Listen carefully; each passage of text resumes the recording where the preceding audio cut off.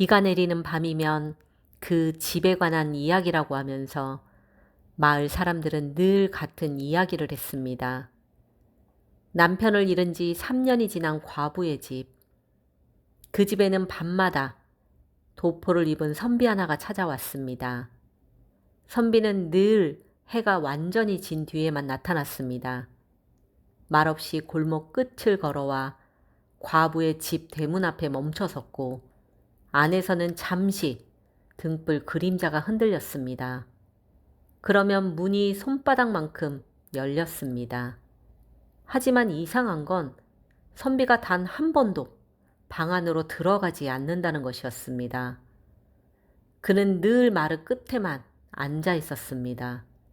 그리고 새벽 닭이 울기 전이면 다시 조용히 돌아갔습니다. 처음에는 사람들도 모른 척 했습니다. 하지만 그런 밤이 몇 달이나 이어지자 마을에는 수군거림이 번지기 시작했습니다. 과부 혼자 산다더니 밤마다 선비가 드나든다더라. 장터에서는 일부러 그 집 이야기를 크게 떠드는 사람도 생겼습니다. 하지만 이상한 건 또 있었습니다. 선비는 늘 무언가를 들고 왔습니다.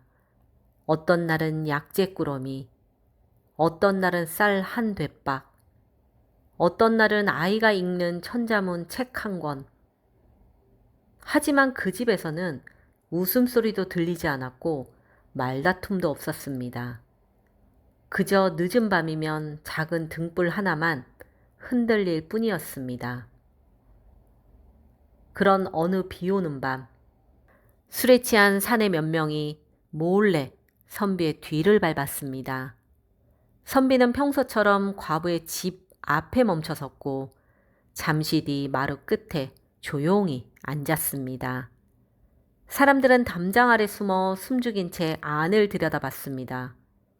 그런데 방 안에는 과부 말고도 어린아이 하나가 앉아 있었습니다. 아이는 방문 앞에 무릎을 꿇은 채 붓을 들고 있었습니다.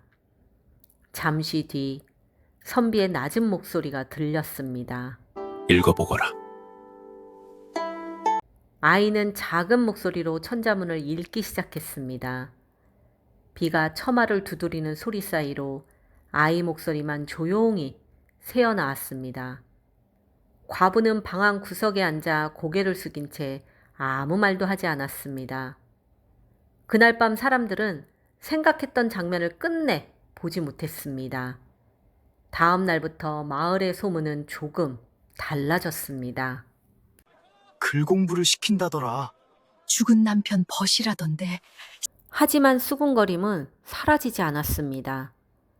사람들은 더욱 궁금해했습니다. 왜 꼭 밤이어야 하는지, 그리고 왜 선비는 한 번도 방 안으로 들어가지 않는지. 그로부터 며칠 뒤, 장터에서 한 노파가 과부를 붙잡았습니다. 그리 숨겨 만나면 애까지 욕먹는다. 과부는 아무 대답도 하지 않았습니다. 그저 품 안에 약재 봉지만 더 세게 끌어안았습니다. 그날 밤에도 선비는 찾아왔습니다. 하지만 비가 유난히 거세게 쏟아졌습니다. 젖은 도포 끝에서 물이 뚝뚝 떨어졌고 선비 얼굴은 창백해 보였습니다. 과부는 처음으로 문을 조금 더 열었습니다. 그리고 안채로 들어오라고 했지만 선비는 고개를 저었습니다. 아직은 아닙니다. 빗소리가 더 크게 들렸습니다. 과부는 아무 말도 하지 못했습니다. 선비 역시 말없이 마루의 끝만 바라봤습니다. 잠시 뒤 선비는 품 안에서 낡은 종이 하나를 꺼냈습니다. 젖지 않도록 여러 겹 쌓인 편지였습니다. 과부가 떨리는 손으로 펼친 편지 안에는 죽은 남편의 글씨가 남아 있었습니다. 내 먼저 눈을 감거든 아이 글은 꼭 익히게 해주게 라는 문장. 그리고 그 아래엔 짧은 문장이 더 적혀 있었습니다. 세상 눈이 무서우니 밤에만 다녀가라는. 과부는 편지를 붙잡은 채 한동안 움직이지 못했습니다. 죽은 사내와 선비는 젊은 시절 함께 과거를 준비하던 벗이었습니다. 하지만 친구는 병을 얻었고 시험장에도 가지 못한 채 세상을 떠났습니다. 그는 죽기 전 어린 아들과 아내를 부탁했습니다. 그 뒤로 선비는 밤마다 과부 집을 찾았습니다. 쌀이 떨어지면 쌀을 가져왔고 책이 없으면 책을 들고 왔습니다. 아이가 글을 읽지 못하던 날에는 밤새 마루 끝에 앉아 글을 가르쳤습니다. 하지만 그는 단 한 번도 방 안으로 들어가지 않았습니다. 담장 밖에서 이야기를 듣던 사람들은 아무 말도 하지 못했습니다. 술김에 따라왔던 사내도 고개를 숙인 채 서 있었습니다. 그때 아이가 조용히 물었습니다. 아버님은 절 기억하십니까? 선비는 잠시 아이를 바라봤습니다. 그리고 낮게 대답했습니다. 매일 보고 계실 게다. 방 안은 다시 조용해졌고 빗소리만 처막 끝을 스쳐 지나갔습니다. 그날 이후 마을 사람들은 더 이상 함부로 그 집 이야기를 하지 않았습니다.